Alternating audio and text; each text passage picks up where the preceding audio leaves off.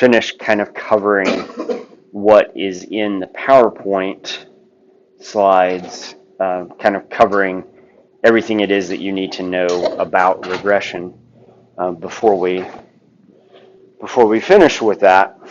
Before we start coding. And actually, a couple of things that we cover today will be useful when we get to coding, because there are some things that we need to do with our data set that you need to know about before we get there. So just to recap really quickly, the formulas for doing this are, once again, just the same kinds of formulas that we've been using all along, which are these differences between the actual data and the means. And in some cases, it's the actual data and the means, and in some cases, it's the actual data versus the predicted values, and in some cases, it's the predicted values versus the means. So these are all the deviations of the x values from the mean, the deviations of the y values from the mean. This is the deviation of x's squared, and this is the deviations of x's times the deviations of y's. And then we can also square the deviations from y as well. But basically, what we're asking when we ask this is, if we have an average value, let's go through and do this.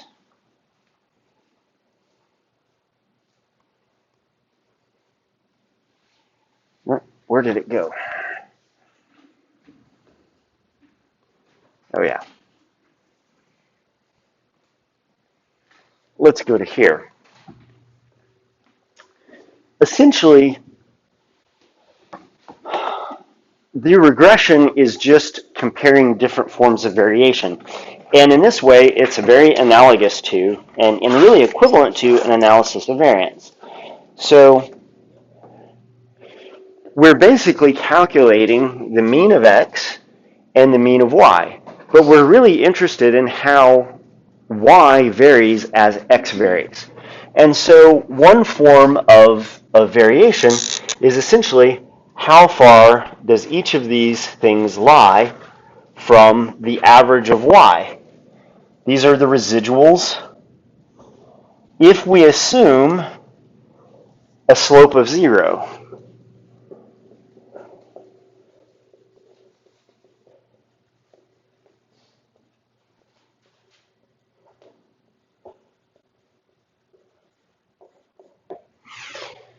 and in that way, it's just the same as a residual if you were calculating an analysis of variance. What's the average value of y? How far do each of these data points differ from y for the entire data set? This is the kind of the sum squares within of the y variable. You can also do the sum squares within of the x variable, and in that case, you're just looking at these deviations from the mean of x.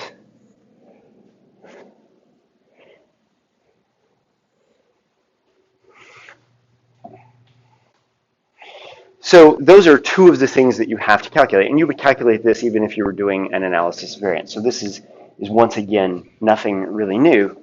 The other thing, though, that we have is once we arrive at the best fit line,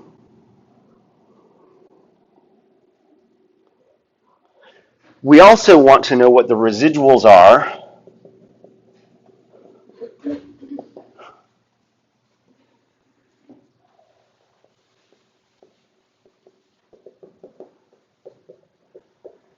a best fit slope. And now when you look at these, what you see is that these residuals for y are now much smaller than they were before.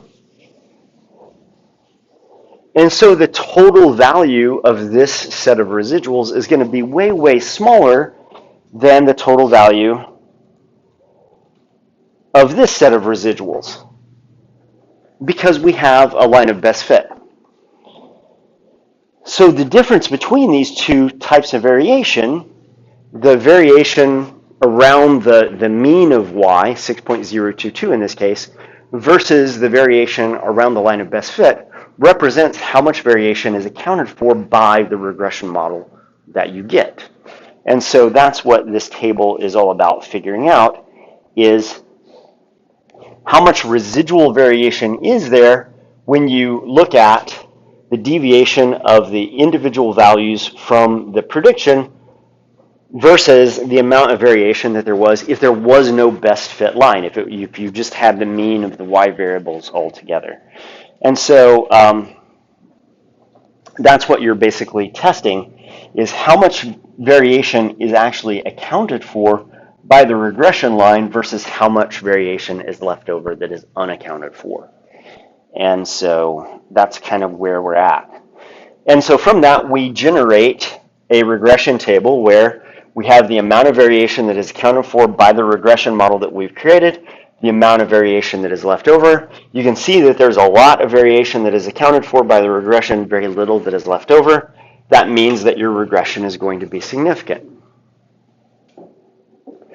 If you have a slope of 0, and that's the true best fit through the data, the regression model isn't going to explain any more variation than the residual variation that you started with, because you're starting with a slope of 0. So when you do this in R, what you typically do is you use the linear model function within base R. The y variable is explained by the x variable for whatever data that you have. And when you get the output from this, this is kind of what it looks like. Hopefully you saw this over the weekend if you went and figured this out. But this has a ton of information in it. It has the y-intercept, which is 8.704, which we already figured out. And it has the slope value, which is negative 0.05322. And it has your p-value for each of these out here to the side. So the y-intercept is significantly different from a y-intercept of 0, but that's usually not what we're testing. What we're testing is the slope. Is the slope different from a slope of 0? And even though this slope is not particularly steep, it's still different from a slope of 0. Now there's a bunch of stuff down here that is actually important to you. One of the things that is down here is it gives you your F statistic that you would get from your ANOVA table. So it says it's 267.2, and hopefully it's the same as what we got when we did our hand calculations. Hopefully it's the same degrees of freedom, 1 and 7. Same degrees of freedom, 1 and 7. And it gives us the p-value here, again, which should be the same as the p-value there. But it also gives you this thing called R squared. So right here is the R square value.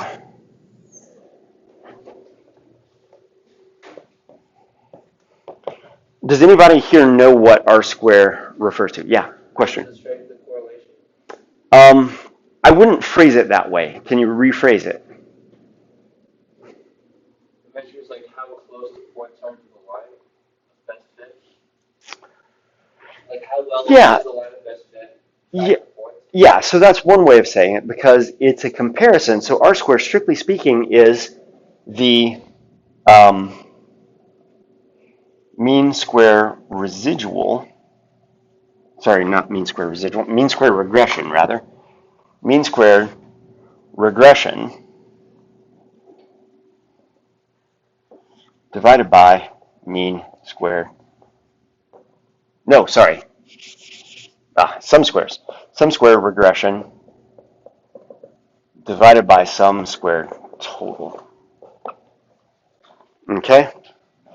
So what that basically says is how much total variation is there in your data set versus how much of that variation is actually accounted for by the model. So in this case, we have sum squares total. So if you just call up a summary of this, it gives you all of this, but you see that there's no sums of squares anywhere here. If you type summary.AOV for the model, it actually gives you the sums of squares. So the sum of squares regression is 23.514. The sum squares residual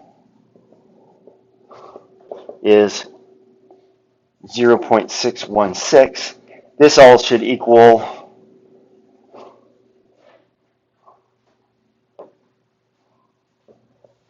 24.130. So this is 23.514 divided by 24.130. And if you do that math, what you should get is 0.9745. Do that math real quick and see if that's what we get.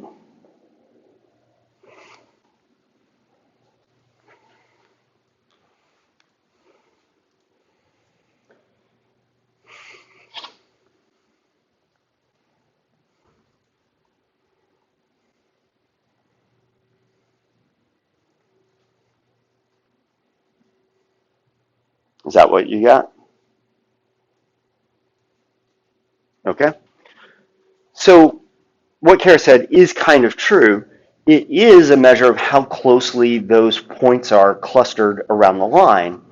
But a better way of thinking, a more statistical way of thinking about it is it's the degree to which variation in whatever the x is explains or accounts for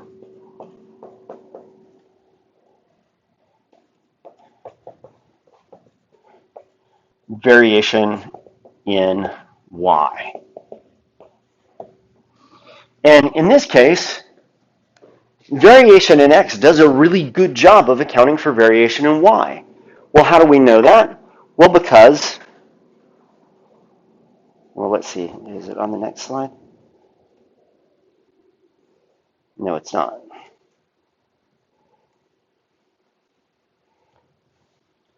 Well, we know that because as x increases, y decreases, and a linear model accounts for that change really, really well. How do we know that it accounts for it really, really well? Well, because all of these residual values are really, really small. And so in this case, the degree to which x accounts for variation in y, it accounts for about 97.5% of the variation in y. This is really pretty high. Yeah. Sorry, where is that 97.4? Oh. It can be calculated by taking the total variation of y, so this is sum squares total, divided by sum squares due to the model. And do that math, and you get 0.9745, but where you see it in our output is in the summary. So this is a useful way to get the information out of your model, but what it doesn't do for you, it doesn't give you what you need for the ANOVA table for the regression, in which case you either have to write summary AOV, or you can also write capital ANOVA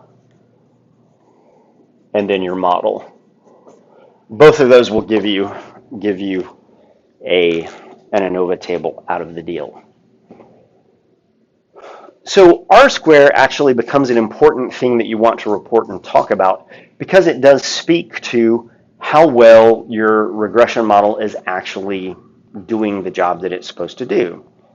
So I have a graphic here that is designed to get at this. If you have a set of data points and every data point lies exactly on the line of best fit, this would be an R-square of 1, because variation in x tells you 100% of all you need to know about variation in y, to the point that x equals y in this case. It doesn't have to be that. It could be that 1/2 x equals y or whatever, but in either case, there is no y-intercept, there's no variation, there's no nothing. Every point is on the line. Therefore, if you know what x is, you know what y is. That's an R-square of 1.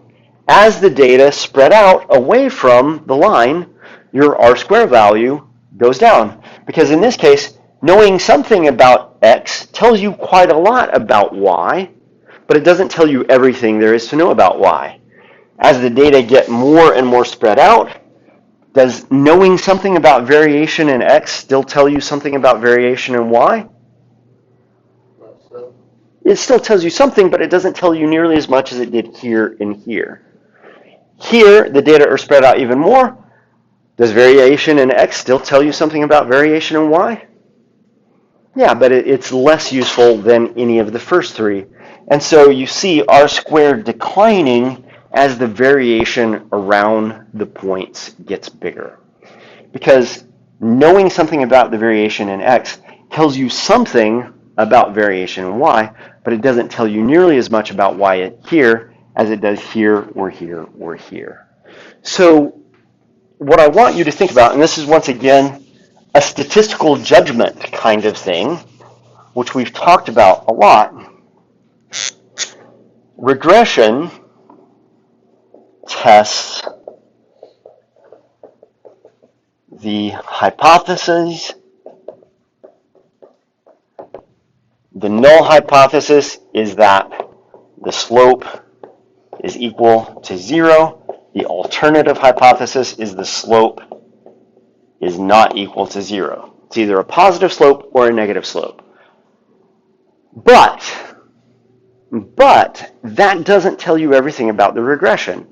R square is also important. If R square is high, and by high I mean close to 1, it means that X is doing a really good job of describing Y. If R square is low,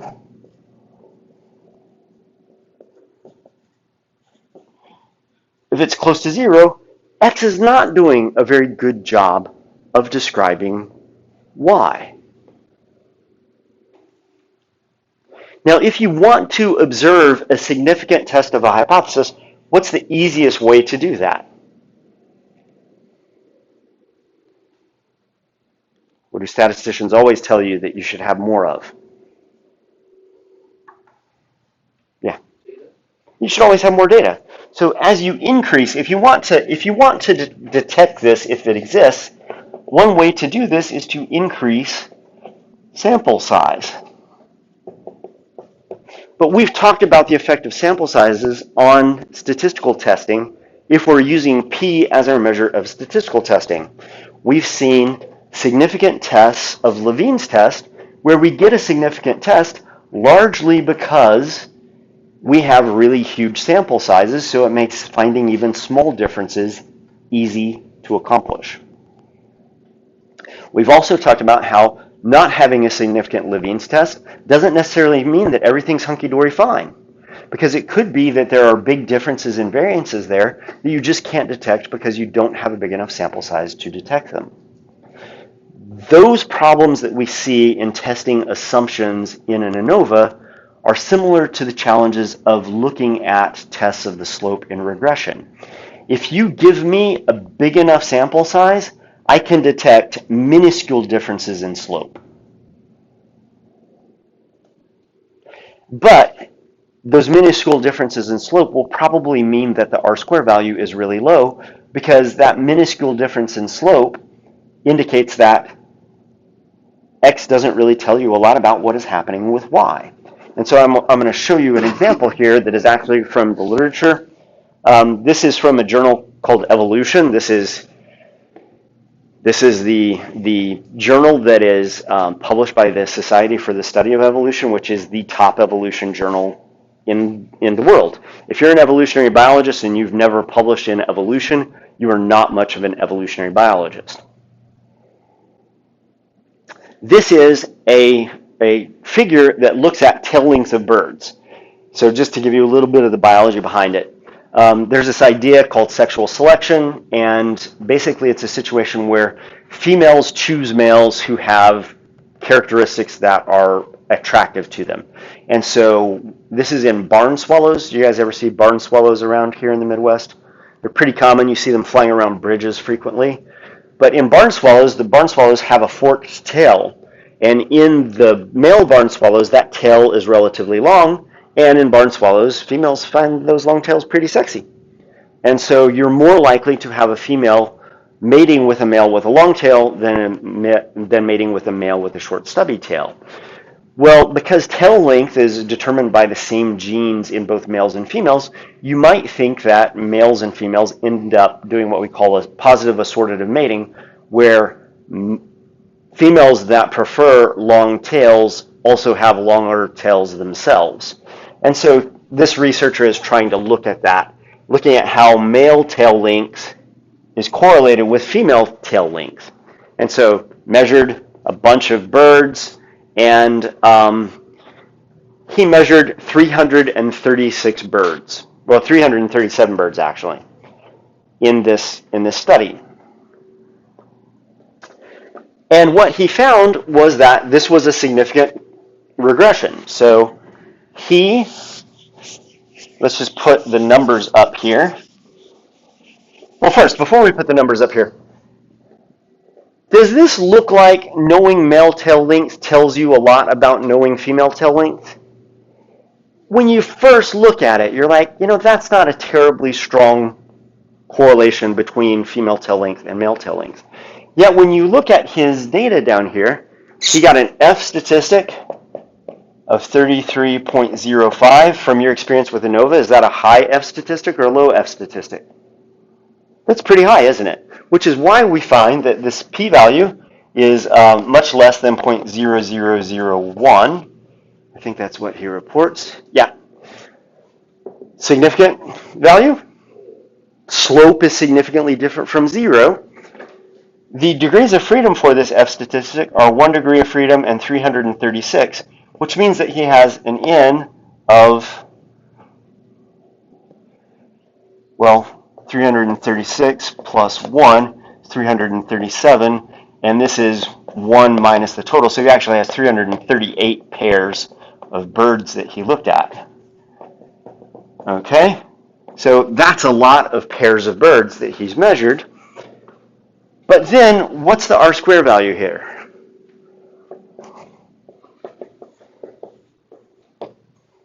The R-square value is 0.09.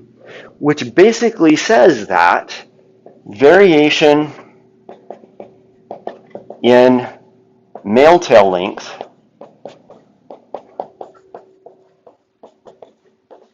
explains 9% of the variation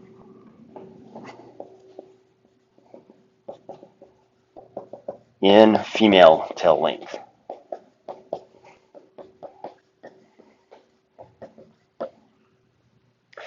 That's what that basically says.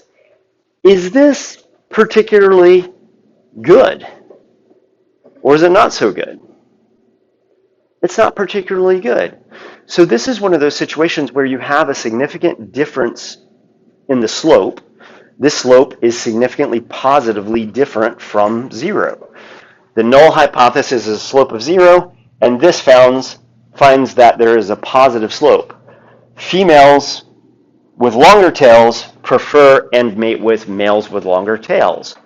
But that's not the only thing going on here, because 93% of the variation in Y is unaccounted for.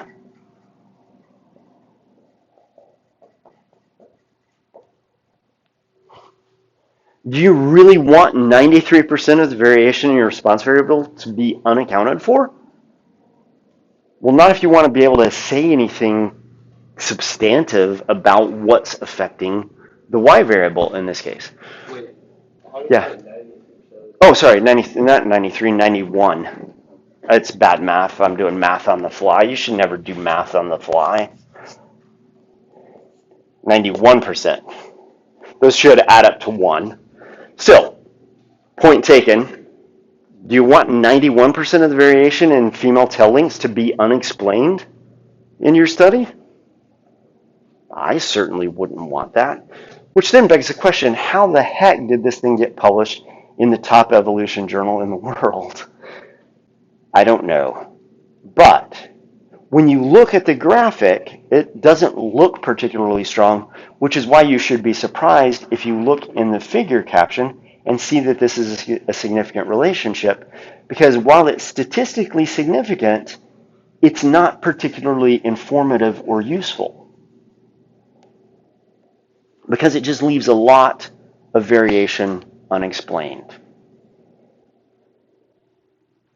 I was not a reviewer on this paper, or I would have asked all sorts of questions about the difference between statistical significance and whether it has any practical significance in the real world, because it does such a poor job of explaining variation, accounting for the variation that is in the data set.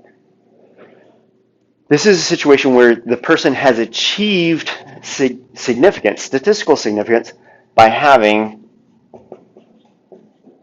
a gigantic sample size. Yeah.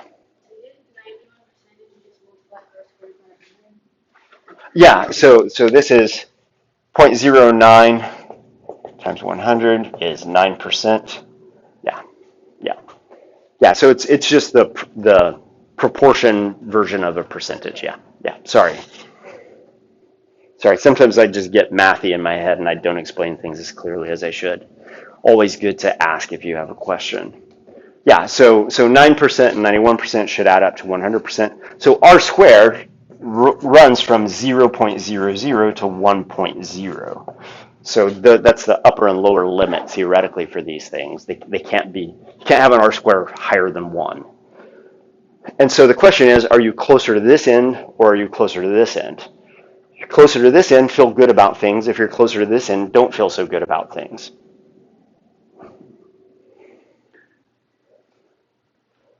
This is what R squared is. The proportion of the total variation that is accounted for by your regression model. If your regression model isn't accounting for a significant portion of that variation, then something else is leading to variation in your response variable. And it would be nice to know what the heck that is. So thinking in a nuanced way about sample size and the effect that it has on your results is a good thing to be able to do. You're going to, for your final analysis, your final report that you do in here, you're going to look at, once again, a data set related to the geckos that has pretty big sample sizes. And in the end, you have to ask yourself, when you run a regression on those data, does that regression, even though it has a slope that is significantly different from 1, is that a regression based on R squared, among other things, that actually I should put a lot of stock in? So don't discount what your data set is in terms of sample size. Regression is like everything else. You could have a significant regression simply because you're detecting really small deviations from a slope of 0 because you have a gigantic sample size. And that deviation from the slope of 0 might not have any practical application. And in the same way, you could fail to detect a regression as significant simply because there probably is a regression, a significant deviation from a slope of 0, but you just lack the sufficient sample size to detect it. This should not come as news to you after all the conversations that we've had about sample size, which seem legion, at least in my mind at the moment. Questions about this?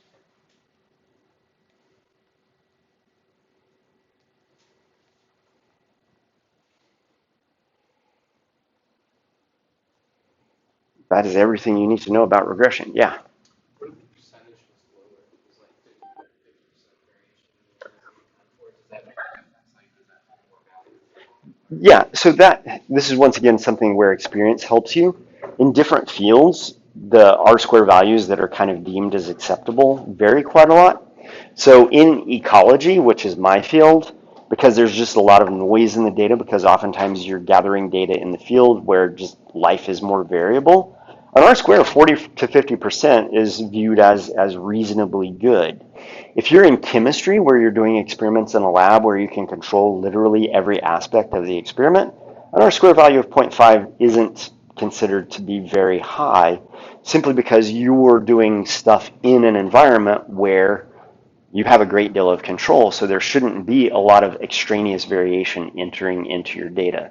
So it does depend somewhat on the field that you're working in, but generally, the lower it is, the more suspect it is, and so it's more of a continuum than an either or. So if they get the data like it's like 30 to 40%. Oh yeah, I would be perfectly happy with that. If I recall correctly, it's higher than that, but yeah, I would be, and it's higher than that once again because of the nature of the data that you guys are going to be looking at. The task that I have for you is to address this question. Does anybody need this anymore? Okay. The question that I have for you for your final example is, you notice in the temp data 2 data set,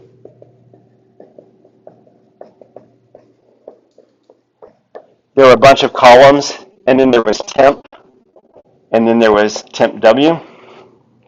It's because in the field, when we were collecting the geckos, we actually measured the body temperature of the gecko sitting on the wall, and then we measured the temperature on the wall right next to the gecko.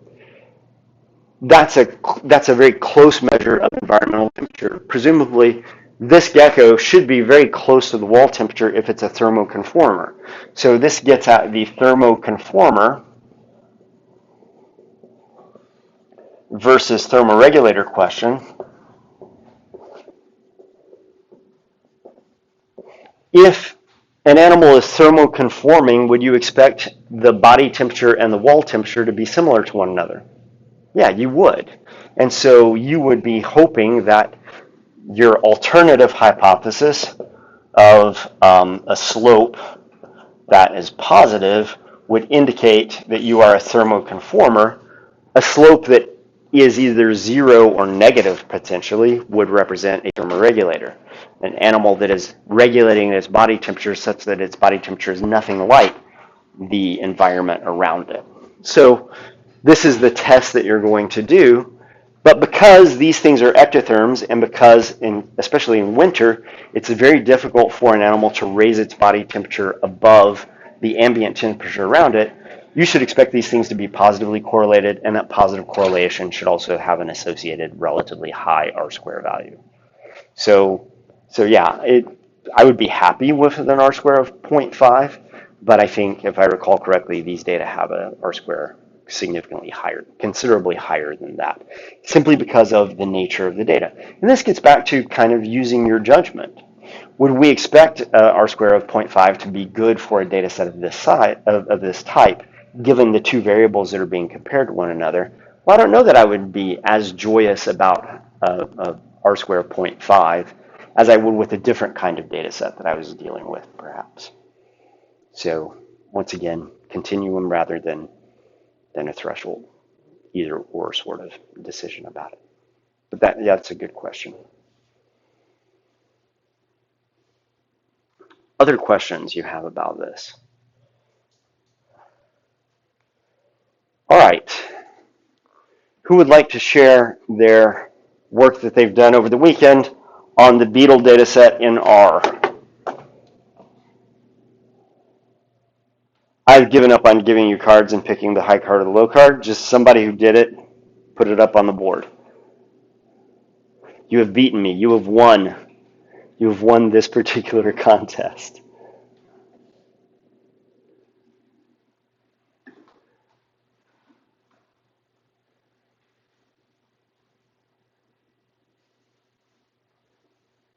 Who wants to go?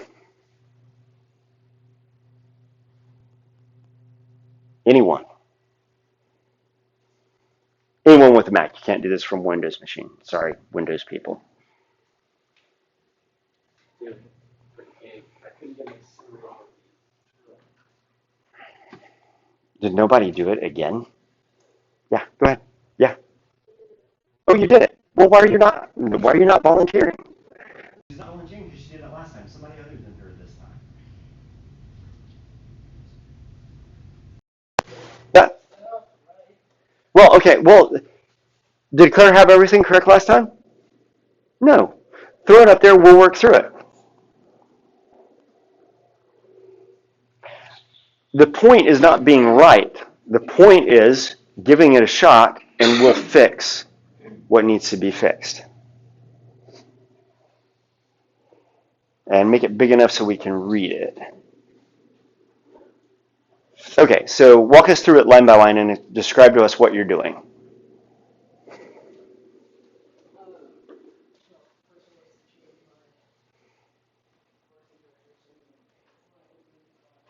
Okay. It's fine. It's fine. We'll do the project in a Markdown file, and we'll actually do some stuff today, and I'll be in a Markdown file, but it doesn't matter. So you change your working directory, and run these each line as we go through it. So after you describe what it's doing, run it so that we know that it ran. Okay. Once you set directory, what do you always want to do? You want to check it to make sure it did it, because you don't trust computers. Have you seen the Terminator movies? They take over and destroy humanity. Don't trust computers. So you see that it actually did the change that you wanted to make. So now you're going to read in the data file. So read it in and then just demonstrate that it did it, because we don't trust computers. It looks like exactly what we thought it was. Relative humidity from really low relative humidity to high, and the values that are responding, such that at low relative humidity you have high weight loss, at high relative humidity you have low weight loss. So then what's this thing? So this is, well, describe us what your formula is saying in plain English your grandmother can understand.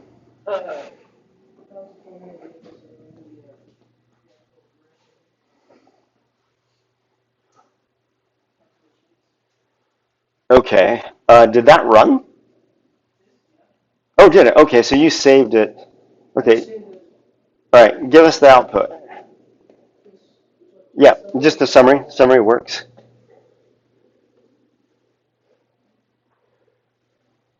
Oh, yeah. So it did it all right. So this is not the way that I would do it, but it's the way that you did it. So let's explore this a little bit.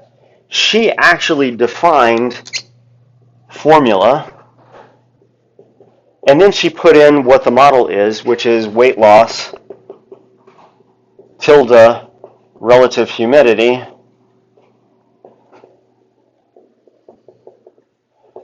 data equals dat. Okay, so this is what you put in there. And then you ran a linear model on that, right? Okay, so you didn't have to do that way, but let's explore the way you did do it and why you did it that way. So, and then you named this model, I guess. What was it? Model 1. Okay, so you named this model 1. So what you're basically doing here is you're saying that you want to do a linear model on something called formula. And when I say formula, this is what I mean. You could also have done it this way, formula, and then use the assignment operator to put in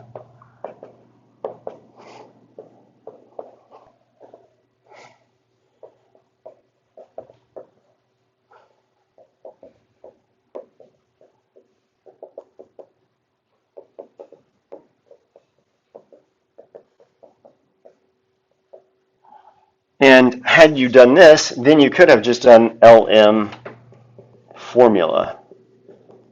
So you don't actually need formula equals in this case. It'll run it just fine with just the model itself.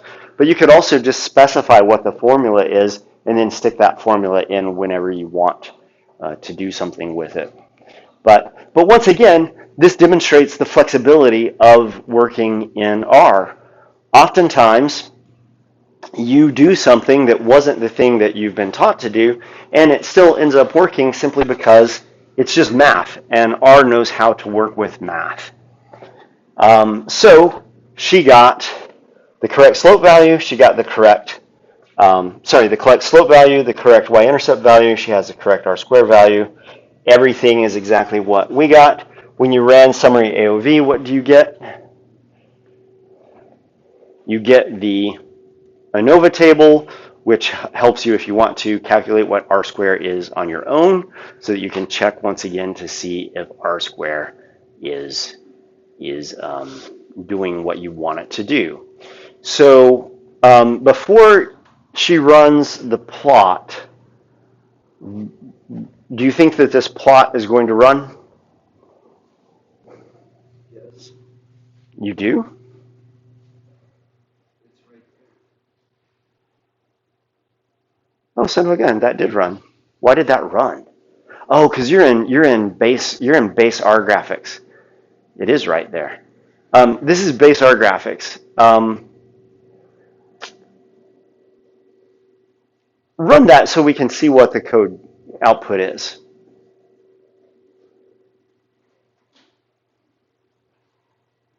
Okay, it's been a while since I've used base R graphics. All right, that ran. Do you have a great deal of control over that? Do you have a great deal of control over this? Can you change, for example, can you change the points? Could you make them squares or make them filled or anything like this from here? Yeah, I don't either because I don't ever work in base R. How would we normally do this so that we can gain maximum amount of control over it? We would do this in ggplot, right? So give yourself a space after this. Well, yeah, you can just go down there. Yeah, so let's do a ggplot. So we'll start off with ggplot. Hmm? Oh, yeah, you need to have a package. You don't have any packages. You're doing all this in base R. Yeah, load some packages. We'll load at the very least ggplot. So library, open parentheses, ggplot2.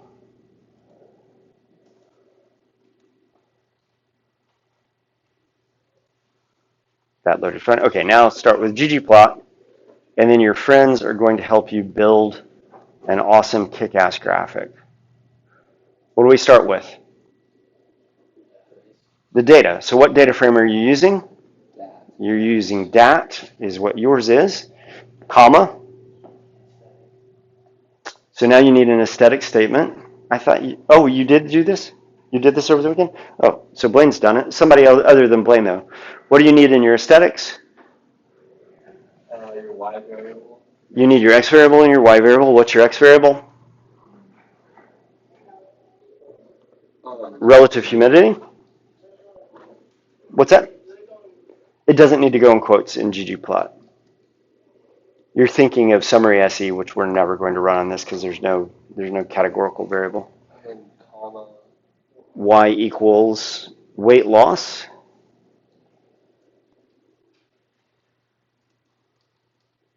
Do we need anything else for this? We don't, so you can get rid of that comma and get rid of that space. Oh, yep, and then put a plus at the end of that line. And we're going to, nope, outside the parentheses.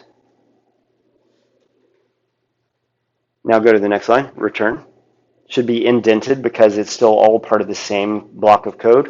What do we want to add to this? Geom point, geom underscore point. For now, we don't have to fancy it up. We can just have it put default points in there. So open parentheses, plus geom line. Why would we use geom line? Because you want the regression line. So if you put geom line, what do you have to give it?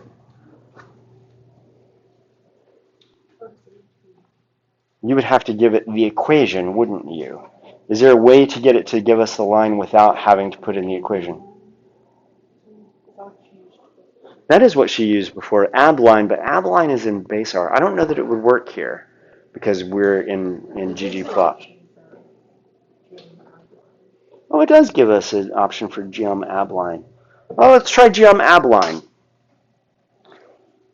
Elizabeth is riffing. Geom abline? Yep.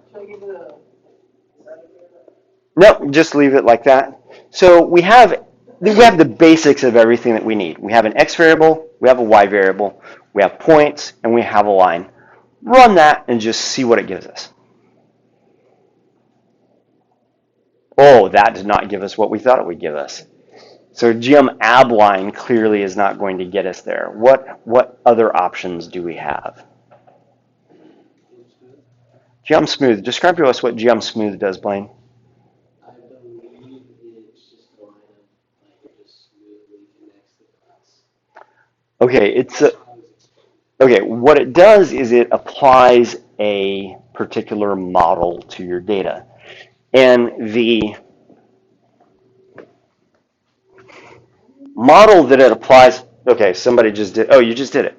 The model that it applies is a type of regression called low-S, which basically calculates the slope of the line in segments. So it's a locally limited sort of regression, which is why it ends up with these curved lines, because it's kind of calculating the best fit for this section, the best fit for this section, the best fit for this section, the best fit for this section, the best fit for this section, the best fit for this section, the best fit for this section. So we don't want that because we actually used a linear model. So in parentheses for geom smooth, what's the method that we used for our model? LM. So just in here put method equals LM. And run it again. Boom, chicka boom. So we now have the data points. We have the best fit line. The best fit line is the linear model that we had before. Remember that our y-intercept, where the line crosses the y-axis, was 8.74, and that looks about like where it's crossing. What's that gray thing around the line?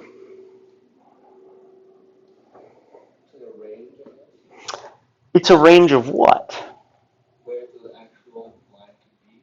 It's a range of where the actual line could be. So what you're seeing, what geom smooth does for you, is it not only calculates what the best fit line is, but then it also puts a 95% confidence interval around the line.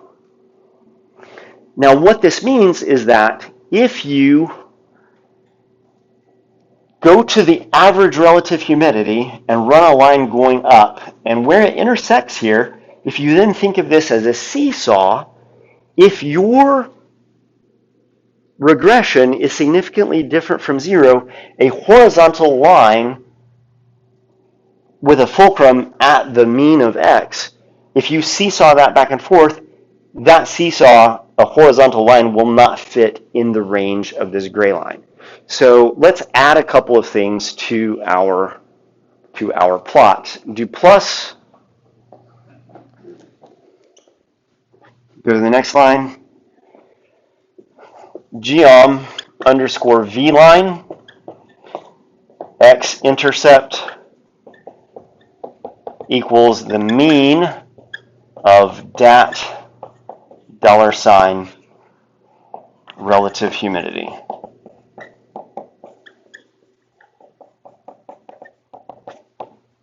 Run that line and see what it does. Run that whole thing and see what it does. Whoa.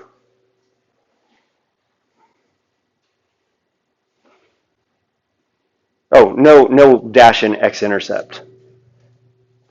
Oh yeah, I don't have a dash in there.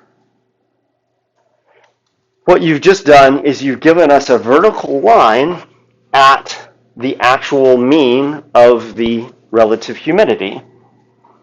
And you can see that if we take this line and teeter-totter it to a slope of 0 at this point, that line doesn't fit inside this gray area.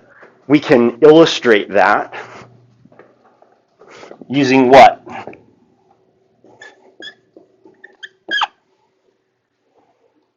V line stands for vertical line, so we want an H line. And in this case, that H line is going to intercept what? X or Y axis?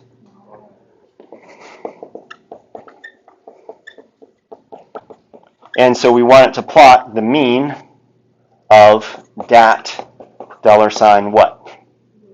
Weight loss.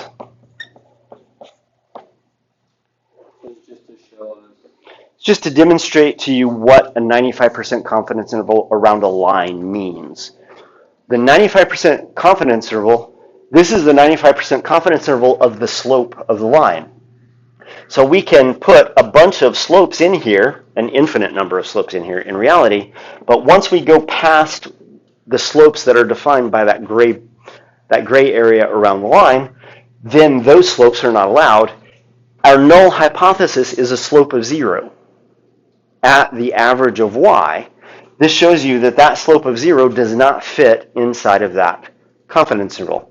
Now, do I want to see this graph in your report? No, this is a teaching graph. This is just to demonstrate to you what a 95% confidence interval is around a line. And you can, the nice thing about using Geom Smooth is it gives you that confidence interval so that a reader can visually kind of ask themselves, would a horizontal line fit inside of that gray area? If it does, then your regression should not be significantly different from a slope of 0. If a 0 slope line does not fit in that gray area, then you should expect to see a significant correlation, a significant regression. This clearly is a significant regression because that horizontal line doesn't fit in there.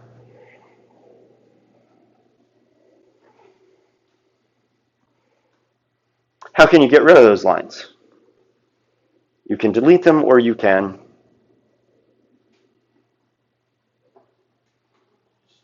just comment them out or you can delete them. But when you comment them out, just be sure to get rid of the plus sign in the line before that so that it doesn't try to look for more code.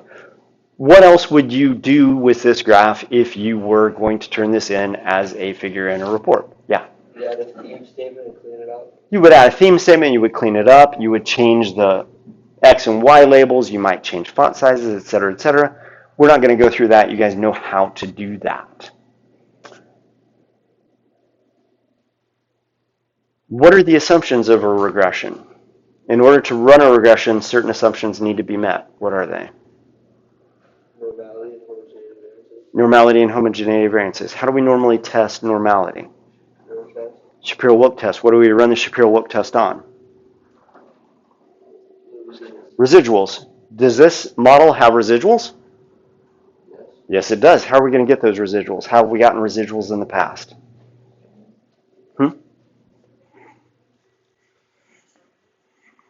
Not from the summary. Just go residuals dat. Not residuals dat, because it's the residuals of a particular model.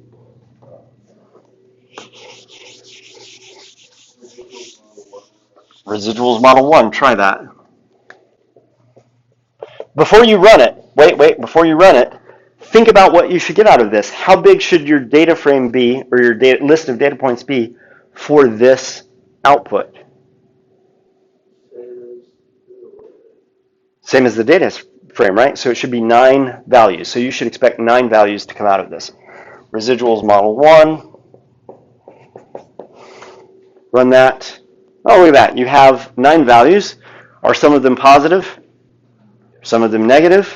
Is that what you would generally expect with residuals? Yes, it is. Do the sum of this. Just type in equals sum res. Or, yeah, if you define that res, yeah, there you go. You're thinking.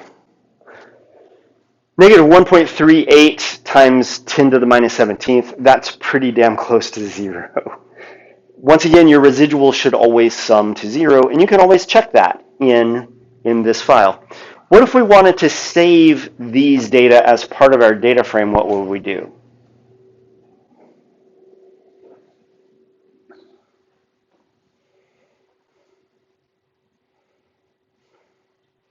We would go back up to line 18 and do what to it?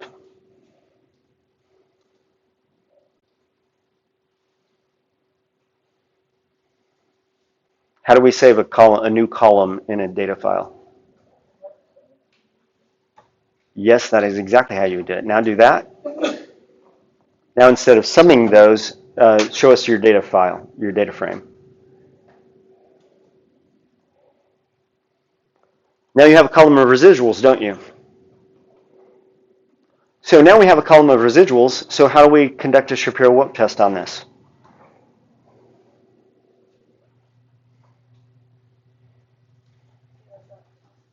Shapiro.test. Question? Oh yeah. Shapiro.test. You know by now you don't have to raise your hand in this class. Do you need to do res or do you need to do $$res? There you go. Shapiro test. has a p-value of 0.6, what kinds of things should you be thinking in your mind right now? Yeah. You should take that it's not different from normal, but with some caveats, right? What are the caveats? Our sample size is pretty small. Sample size of 9. It may be different from normal in significant ways that we just can't detect because we don't have a very large sample size. What would be a good way to think through that in ways that we can do in R? We make a histogram of it. How do we do that? We can use base R because it's quick and easy. It's not clean and pretty, but it's quick and easy. How do we make a histogram in base R graphics?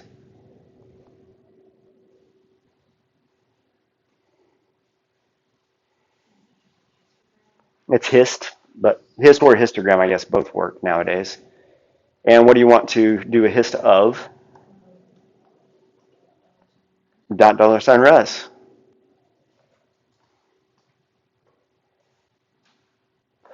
that look terribly normal to you? No, but we have 1, 2, 3, 4, 5, 6, 7, 8, 9 data points.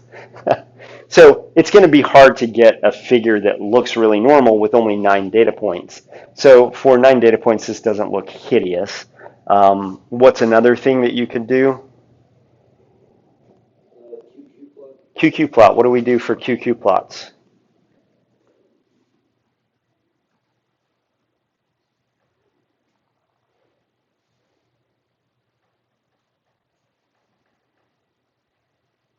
QQ what? QQ norm? On what thing? The residuals, $res.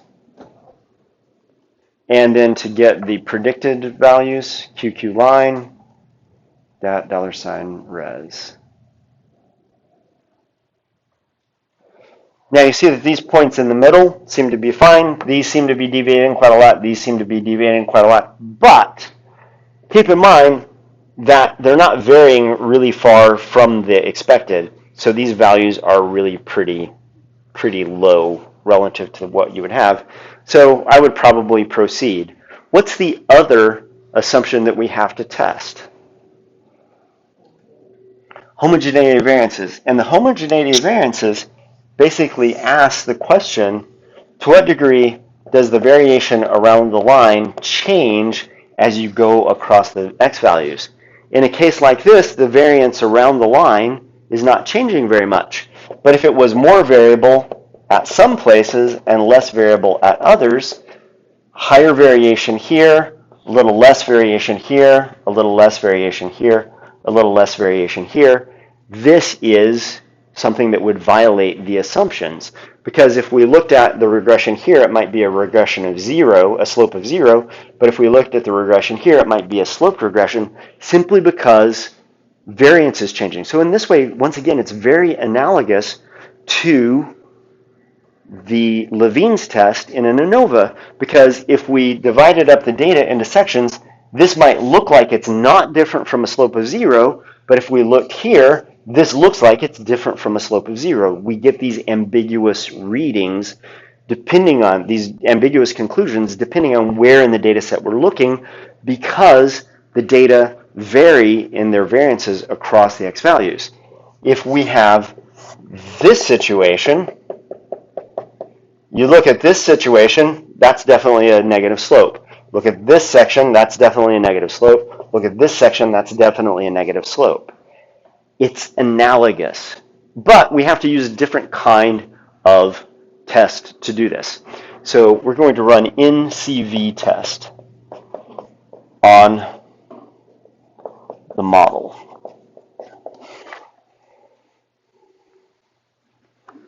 And it should give you a chi-square test result. Run that, see if it works. Whoa. Type in Ncv. Did I do the syntax wrong? Oh, Oh, you don't have packages. You need rmisc. So load library rmisc. Sorry, you don't have hardly any packages loaded. It's rmisc with a capital R. Use tab complete. Tab complete is your friend. Okay, now try it. No. Maybe it's not in rmisc. What is it in? What package is it in? Oh, car. It's in package car. Sorry, my bad. Now try it. Ah, there it is. Once again, we find a non-significant, non-constant variance test. So Ncv stands for non-constant variance. If you have constant variance, the variances are the same. A non-constant variance means that it changes over the course of the x values. So we have a non-significant result here, which makes us think that these variances don't change. How can we convince ourselves that that's the case? Yeah. You could see it from the final graphic, but can we go back and see the final graphic that you produced? So go to your plots over here and just scroll back. Use the arrow back again. Yeah. So here we have this figure, and it looks like they're pretty close to the line over all portions of the line, but we can actually take this and we can plot just the residuals. So what I want you to do next is make another column in your data file. So dat $pred, assignment operator, predict, model 1. And then do that, and then show me the data frame that comes out, the new data frame. So now dat. What this should do is it should give you the predicted values. The predicted values are the values on the line. And since one of our x values was 0, this first predicted value should be the y-intercept. And you see that it's the y-intercept, 8.704. Now what I want you to do is make a graph. You can just copy this code up here and paste it down there. Get rid of the horizontal and the vertical lines. Get rid of the plus. Change x to pred. And y to res.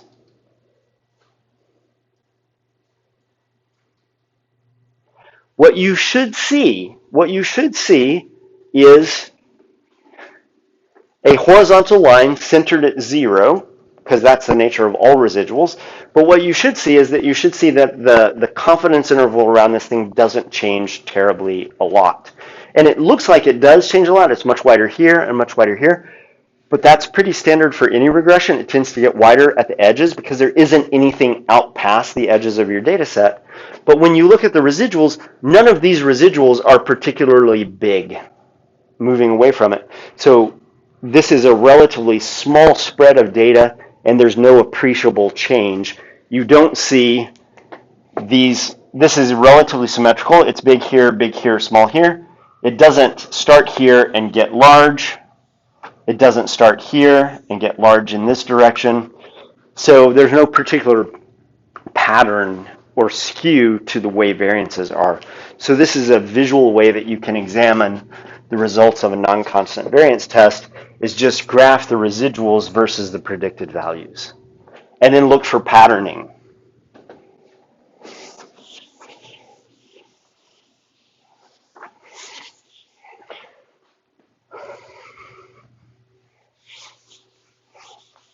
Today,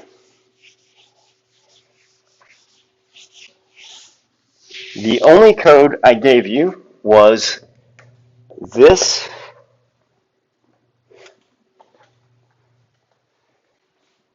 this, and this. Everything else came from you guys. Save this. This is where we'll pick up on Wednesday.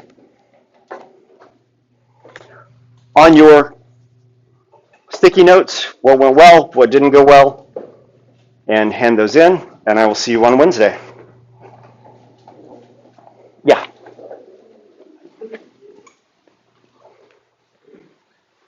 We made a fall for this one, for example. Uh-huh. So I'm gonna run it. It won't give me my horizontal and vertical lines. I don't know where I went wrong for that.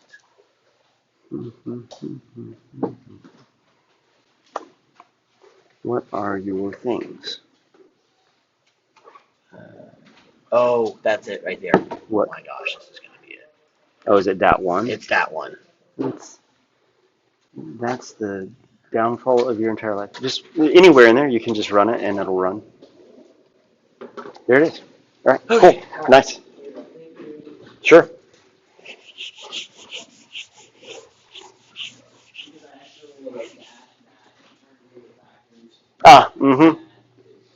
Yes, it doesn't work because everything needs to be numeric for this. Yes, ma'am. For the report and stuff. Yeah. I didn't see the submission boxes. Oh. I had emailed it to you. Yeah, I got it. Okay, Yeah, that's fine. yeah, Okay. that's fine. Yeah, that's fine. I thought you had mentioned that last week, and I thought I had said then that I got it. Oh. But yeah. Okay. So is that to say the reason we couldn't use Levine's test is because Levine's test relies on factors, so it's designed for an ANOVA.